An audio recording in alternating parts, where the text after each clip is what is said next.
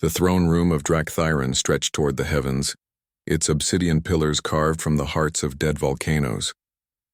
Queen Varinthra reclined upon her seat of fused gemstones, her scales shimmering like molten gold beneath the eternal flames that danced along the walls. Around her the Dragon Council assembled, their massive forms casting shadows that could swallow cities whole. "The human approaches, Your Majesty," announced Elder Kryvash, his voice rumbling like distant thunder. "The one who slew the void serpent of Andros Prime." Varinthra's laughter echoed through the chamber, a sound both beautiful and terrifying. "A human? You bring me a human as a potential consort?" Her amber eyes blazed with amusement. "The Council has lost its mind. We are ancient beings forged in starfire and cosmic storms. Humans are fleeting sparks. Amusing perhaps, but utterly incompatible." The great door swung open and Kalen Dray entered. He wore no ceremonial armor, only the battle-scarred exosuit that had carried him through 100 impossible fights. His dark hair was streaked with premature gray, and his eyes held the weight of someone who had stared into the abyss and made it blink first. He did not bow. "Queen Varinthra," Kalen said, his voice steady. "I didn't come here seeking your hand. I came because you summoned me." The queen's amusement deepened. She descended from her throne, her dragon form towering 30 meters high, and circled the human like a predator examining prey. "The prophecy speaks of a union that will birth the guardians of the threshold, beings who will stand between dimensions when the great fracture comes. The Council believes you are the one, and you don't." It wasn't a question. "I find the notion laughable," Varinthra said, though something flickered in her ancient gaze. "Dragons and humans. We might as well breed with starlight. Our very genetics are incompatible. Our lifespans differ by millennia. You will be dust before I've even noticed time passing." Kalen met her eyes without flinching. "I've been told I'm impossible my entire life. I grew up on a colony world that was supposed to be uninhabitable. I survived a war that killed 90% of humanity. I killed a creature that had existed since before your species discovered fire." He paused. "Maybe impossible is just a word we use before someone proves us wrong." For the first time in 3,000 years, Varinthra felt something unexpected, curiosity mixed with respect. The Council's prophecy was ancient, inscribed in the language of first things, untranslatable except by the eldest dragons. It spoke of a convergence, a moment when two impossible bloodlines would merge to create something new.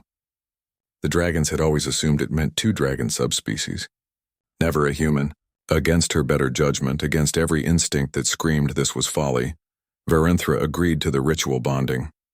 Not out of belief, but out of pride. She would prove the prophecy wrong, demonstrate the absurdity of this notion, and send the human away with a story to tell his impossibly short-lived grandchildren. The bonding ceremony was witnessed by starlight in the highest peak of the Crimson Mountains.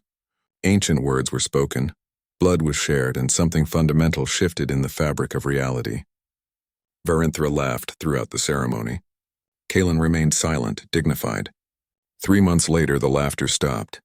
"Impossible," Varinthra whispered, her clawed hand resting on her abdomen. The royal physician, a dragon who had attended 10,000 births, looked at her with something approaching fear. "2 life forces, Your Majesty," he said quietly, "growing at an unprecedented rate. They are neither fully dragon nor fully human. They are something we have no classification for." The queen's pride crumbled into something more complex. She sent for Kalen. When the human arrived, Varinthra had assumed her smaller form, a mere 5 meters tall. Her golden scales dimmed. "It appears," she said, her voice lacking its usual imperious tone, "that you were correct about impossible being just a word." Kalen approached carefully. "Twins?" "Fraternal, according to the physician. One carries more of my essence, the other more of yours." She looked away. "I mocked this. I mocked you. I thought myself above such possibilities." Kalen offered gently. The pregnancy defied all biological logic. The twins developed rapidly, far faster than dragon young but slower than human children.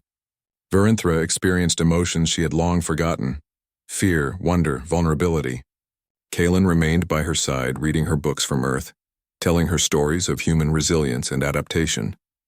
"Your species," she said one evening, "is defined by its refusal to accept limitations." "And yours," Kalen replied, "is defined by its mastery of them." Maybe that's what our children will be. The perfect fusion of both. 7 months after the bonding, Queen Verinthra gave birth to fraternal twins in the ancient birthing chamber of Drakthairon. The entire Dragon Council witnessed the impossible become real. The first child emerged with scales that shifted between gold and bronze, eyes that held both dragon wisdom and human determination. The second followed minutes later, smaller, with skin that seemed to shimmer between solid flesh and something more ethereal, eyes that reflected starlight. Verinthra cradled them both, her enormous claws surprisingly gentle. Kalen stood beside her, his hand resting on her scaled shoulder, tears streaming down his face. "They're beautiful," he whispered. "They're impossible," Verinthra agreed, but this time the word carried no mockery, only awe. Elder Krivash approached, his ancient eyes wide with reverence. "The prophecy," he breathed. "The guardians of the threshold. They will be ready when the great fracture comes." But in that moment, neither Verinthra nor Kalen cared about prophecies or cosmic destiny. They cared only about the two tiny beings who had proven that impossible was indeed just a word that humanity and dragonkind had just erased together. Queen Verinthra looked at Kalen, the human who had somehow become her equal, her partner, the father of her children. "I was wrong," she said simply. Kalen smiled. "Humanity, fuck yeah." And for once, Verinthra didn't disagree.